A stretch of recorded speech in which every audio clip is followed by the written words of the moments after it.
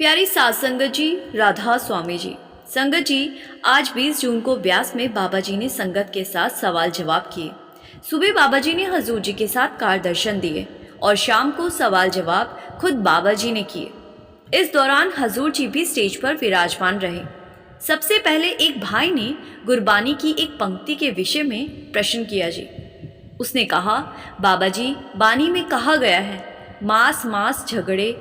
संगत जी, उसने मांस को लेकर गुरबानी की पंक्ति पर कोई सवाल किया था, तो बाबा जी ने बहुत ही सरल शब्दों में समझाया कि आध्यात्मिक वाणियों का अर्थ केवल बाहरी स्तर पर नहीं लिया जाना चाहिए। हर बाहरी बात का वास्तविक संबंध भीतर की यात्रा से होता है। हमारी समस्या ये है कि हम बाहरी अर्थों और दिखावों में उलझ जाते हैं और भीतर के संदेश को समझ नहीं पाते। बाबा जी ने आगे स्पष्ट करते हुए फरमाया कि उस पंक्ति का अर्थ वो नहीं है जो लोग अपने मन से निकाल लेते हैं। यदि कोई ये सोचता है कि उसमें मांसाहार की अनुमति या चर्चा है, तो वो गलत समझ रहा है।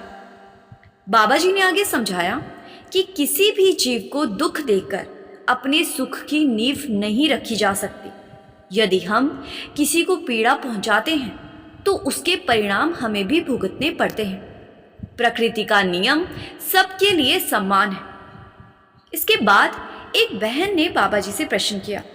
इस बहन ने कहा कि बाबा जी, मुझे विश्वास है कि आपने मेरा हाथ थामा हुआ है, लेकिन फिर भी मुझे चिंता बनी रहती। बाबा जी ने फरमाते हुए समझाया कि चिंता करना या ना करना काफ़ी हद तक हमारे हाथ में है। यदि हमने वास्तव में सब कुछ मालिक को समर्पित कर दिया है, तो फिर उसकी चिंता भी उसी की जिम्मेदारी है। जब हम सच्चे मन से भरोसा करते, तब मालिक स्वयं हमारी संभाल करता है। फिर ये बहन भावुक होकर रोने लगी, तो बाबा जी ने उसे प्रेम पूर्वक समझाया। बाबा जी फरमाते हैं कि बेटा, घबराने की आवश्यकता नहीं है।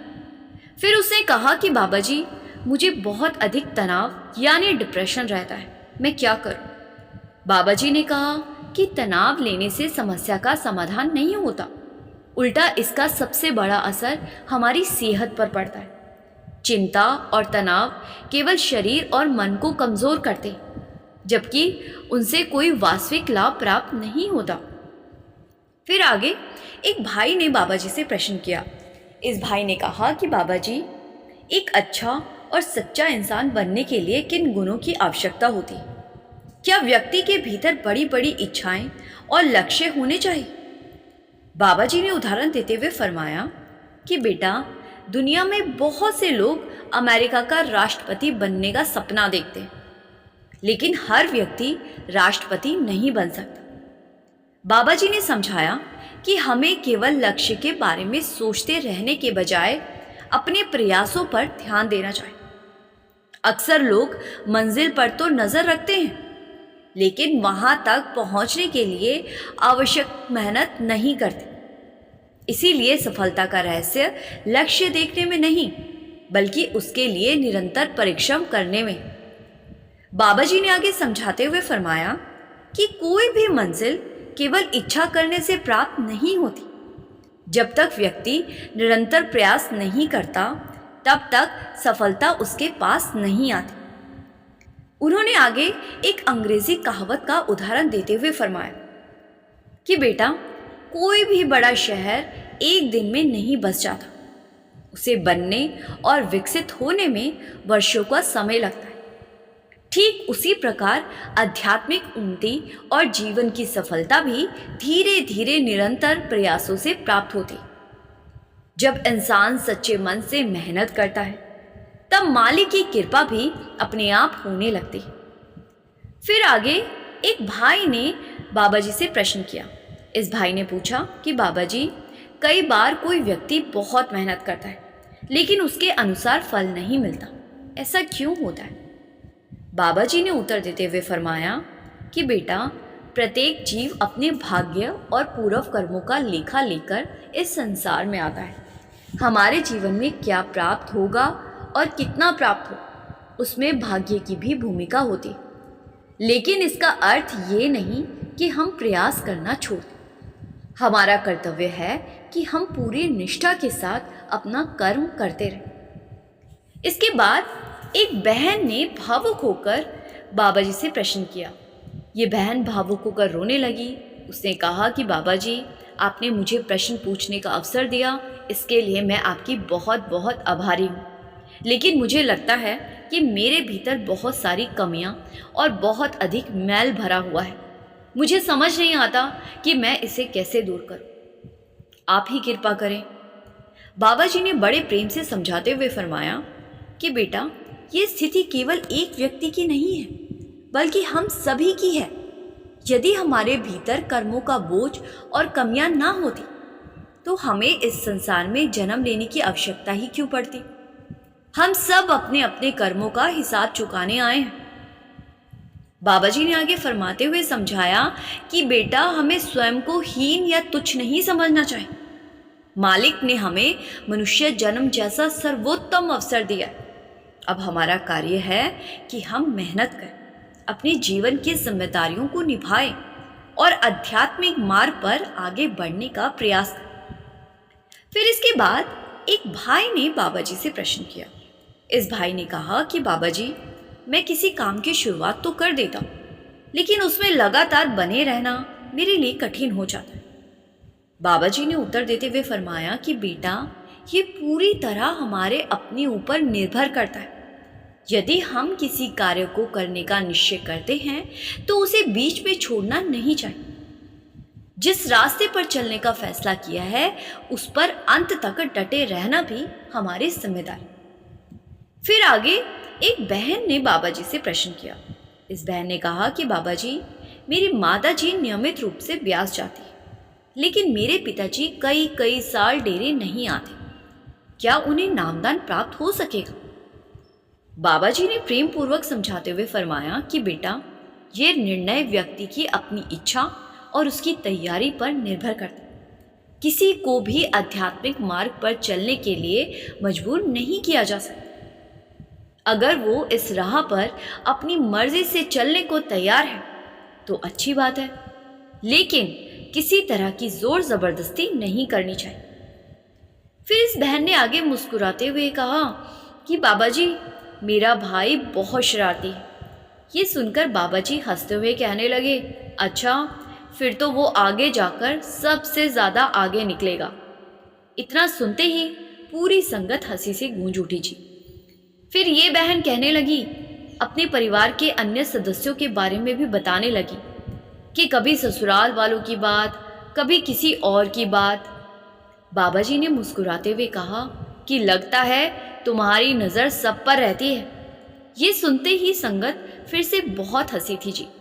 पूरा पंडाल हंसी से भर गया था। फिर बाबा जी ने फरमाते हुए समझाया कि बेटा, हमें दूसरों का लेखा जोखा रखने की बजाय अपने जीवन पर ध्यान देना चाहिए। दूसरों की अच्छी बातें अवश्य सीखनी चाहिए, लेकिन अपना पूरा ध्यान उनके दोषों और आदतों पर लगाना उचित नहीं है। सबसे महत्वपूर्ण ये है कि हम स्वयं को देखें और अपने आचरण को सुधारें। फिर इसके बाद एक भाई ने बाबा जी से प्रश्न किया।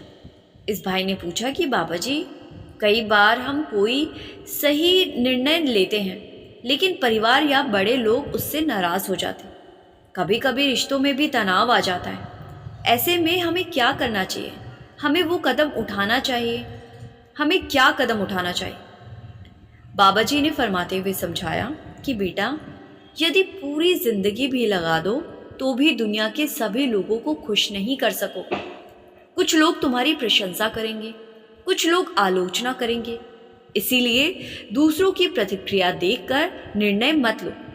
जो तुम्हें सही और उचित लगता है वही करो। आखिर उसके परिणाम भी तुम्हें ही भुगत रहे हैं। इस संसार में ऐसा कोई व्यक्ति नहीं है जो सभी को संतुष्ट कर सके। ये संभव ही नहीं है। फिर इसी भाई ने एक और प्रश्न किया कि बाबा जी, कभी कभी किसी अच्छे व्यक्ति को देखकर हमारे भीतर सकारात्मक भाव आते हैं और हम उससे सीखते हैं, लेकिन कई बार कुछ ऐसी बातें भी दिखाई देती है जिनसे मन में नकारात्मकता भर जाती है। ऐसे समय में हमें क्या करना चाहिए? बाबा जी फरमाते हैं कि बेटा, जिस बात पर हम अपना ध्यान केंद्रित करते हैं वही धीरे धीरे हमारे मन का हिस्सा बन जाता है। यदि हम नकारात्मक चीज़ों पर ध्यान देंगे तो मन में नकारात्मक विचार बढ़ेंगे। यदि हम सकारात्मक बातों को महत्व देंगे तो सकारात्मक हमारे भीतर स्थान बनाएगी। इसीलिए ये चुनाव हमारे हाथ में है कि हम अपने मन को किस दिशा में ले जाना चाहते हैं। फिर इसके बाद एक बहन ने बाबा जी से प्रश्न किया। इस बहन ने कहा कि बाबा जी, मुझे नामदान लिए लगभग 20 वर्ष हो गए, लेकिन आज भी मेरा भजन सिमरन ठीक से नहीं बन पाता। बाबा जी ने फरमाते हुए समझाया कि बेटा, जो मार्ग हमें बताया गया है उस पर बैठकर नियमित अभ्यास करना ही हमारा कर्तव्य है। कितने साल हो गए या कितने नहीं, इन परखों में नहीं पड़ना चाहिए। फिर बाबा जी ने आगे एक उदाहरण देते हुए फरमाया। बाबा जी फरमाते हैं कि मान लो कोई दुकानदार है, वो प्रतिदिन अपनी दुकान खोलता है, लेकिन वो ये सोचकर दुकान नहीं खोलता कि पहले ग्राहक आएगा तभी मैं दरवाज़ा खोलूँगा। वो तो अपनी ड्यूटी निभाता है, ग्राहक आए या ना आए, लेकिन दुकानदार ड्यूटी पर बैठा रहता है।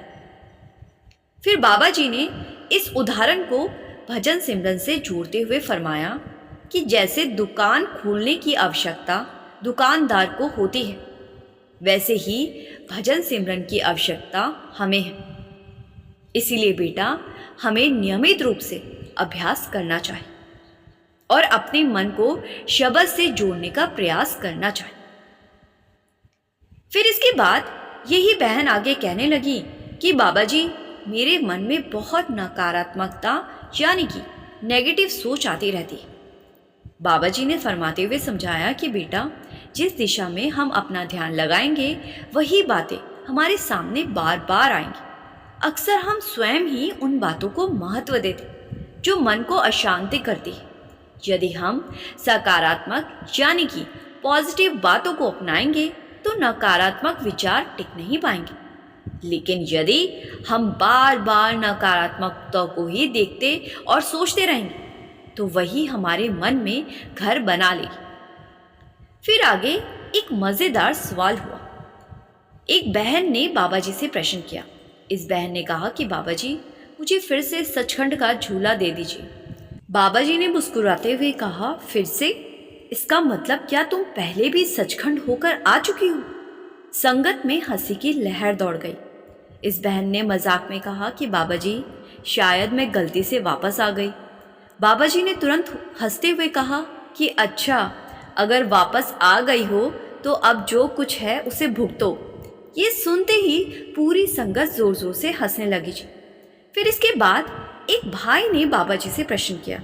इस भाई ने कहा कि बाबा जी, मैं लंबे समय से प्रश्न पूछने के लिए पर्ची डालता था। आज मुझे पूरा विश्वास था कि मेरी पर्ची निकलेगी और सचमुच निकल गई। लेकिन मेरा प्रश्न ये है कि जब जीवन में कठिन परिस्थितियां आती हैं तो हमें क्या करना चाहिए? बाबा जी ने उत्तर देते हुए फरमाया कि बेटा, जीवन में परीक्षाएं आती रहती हैं। मालिक ने हमें विवेक और समझ दी है, इसीलिए हर कदम सोच समझकर उठाना चाहिए। जब हम समझदारी से निर्णय लेते हैं तो उसका लाभ भी हमें ही मिलता है। फिर उन्होंने प्रकृति का उदाहरण देते हुए फरमाया कि हर दिन केवल धूप नहीं होती और हर दिन केवल बारिश भी नहीं होती। यदि रोज केवल सूरज ही निकलता रहे तो उसकी गर्मी से जीवन कठिन हो जाएगा। इसलिए बेटा, जीवन में सुख और दुख दोनों का संतुलन आवश्यक है। इन्हीं अनुभवों से इंसान सीखता और आगे बढ़ता है। फिर इसके बाद एक बहन ने जो दिल्ली से आई थी, उसने बड़ी ही मासूमियत से बाबा जी से प्रश्न किया। इस बहन ने कहा कि बाबा जी, मुझे तो बिल्कुल भी अंदाज़ा नहीं था कि आज मुझे यहाँ आने का अवसर मिलेगा। बाबा जी मुस्कुराते हुए कहने लगे कि अच्छा, तुम्हें पता ही नहीं था कि तुम यहाँ तक पहुँच जाओगी। ये सुनते ही संगत बहुत हंसी थी जी। फिर इस बहन ने आगे बताया कि बाबा जी, मेरे पास एक और बहन बैठी हुई थी।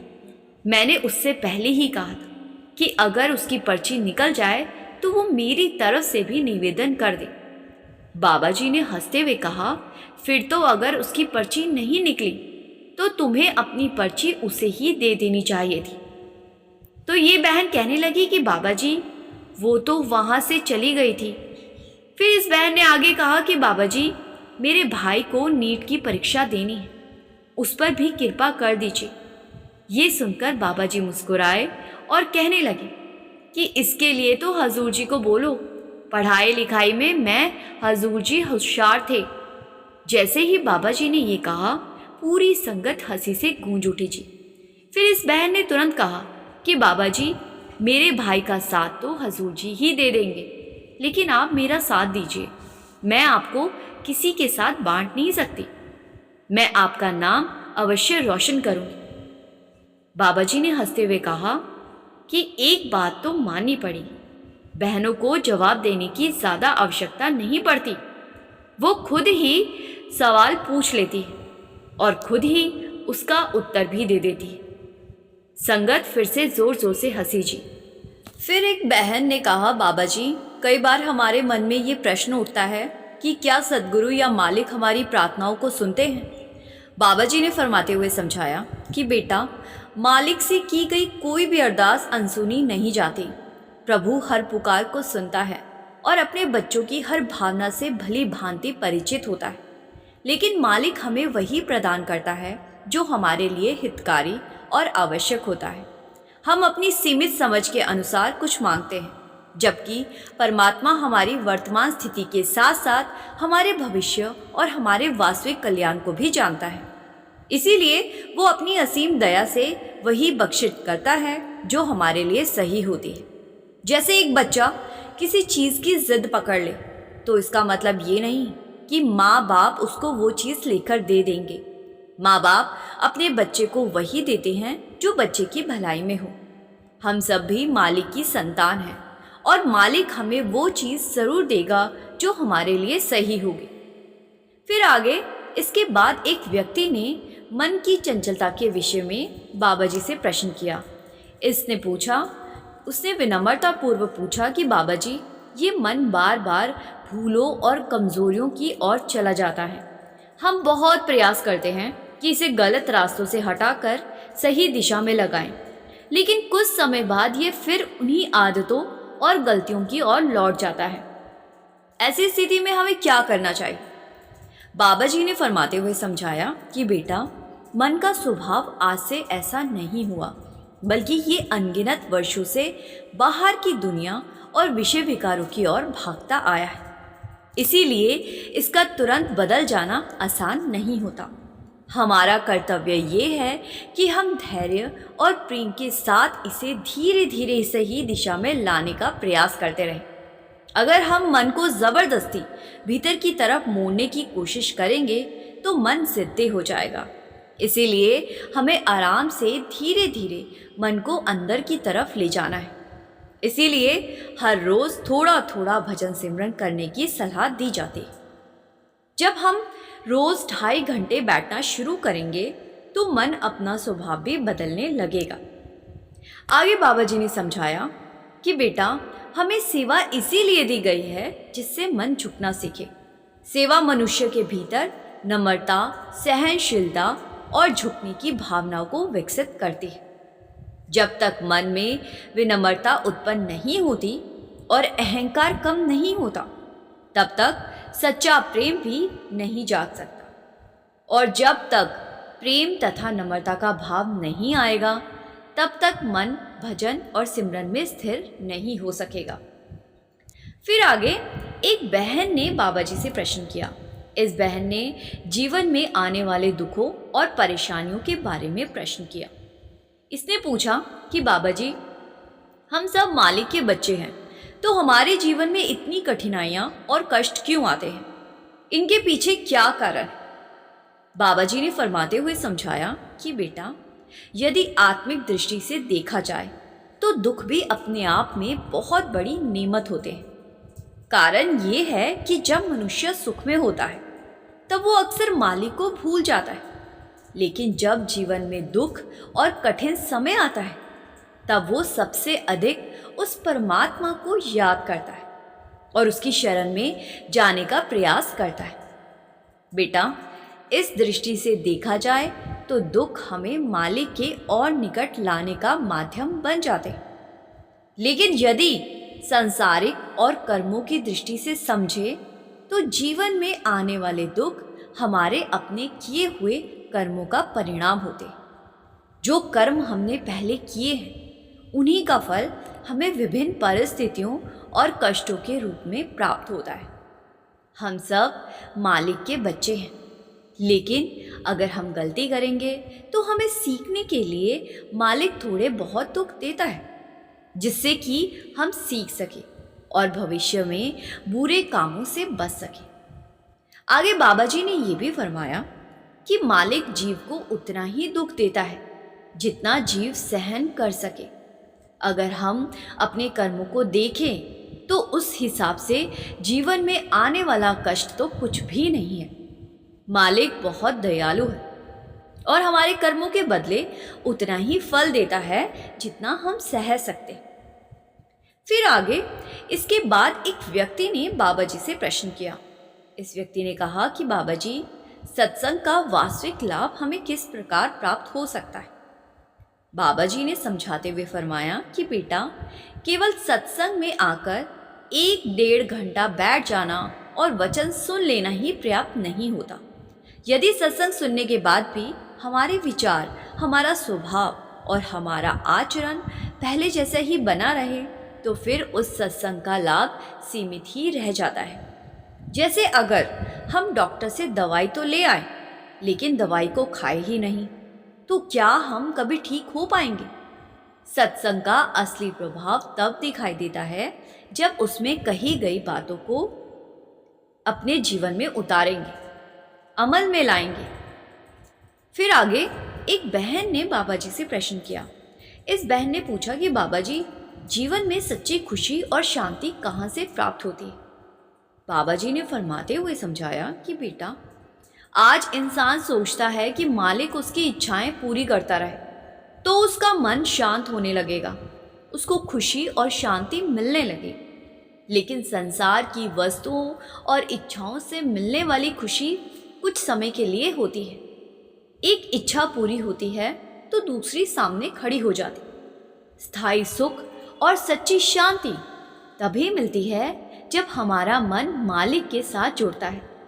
सत्संग, सेवा, भजन और सिमरन के माध्यम से जब भीतर मालिक की याद बसने लगती है, तब इंसान परिस्थितियां चाहे जैसे भी हो, अपने अंदर एक अलग ही संतोष और शांति का अनुभव करता है। संगत जी, ये थे आज शाम 4 बजे हुए बाबा जी और संगत के बीच सवाल जवाब जी। संगत जी, मेरी आपसे हाथ जोड़कर बेनती है कि कमेंट में एक प्यार भरा राधा स्वामी जरूर लिखिए जी, और संगत के अपने इस चैनल रूहानी सफ़र को सब्सक्राइब कर इस चैनल का एक हिस्सा ज़रूर बनिए जी।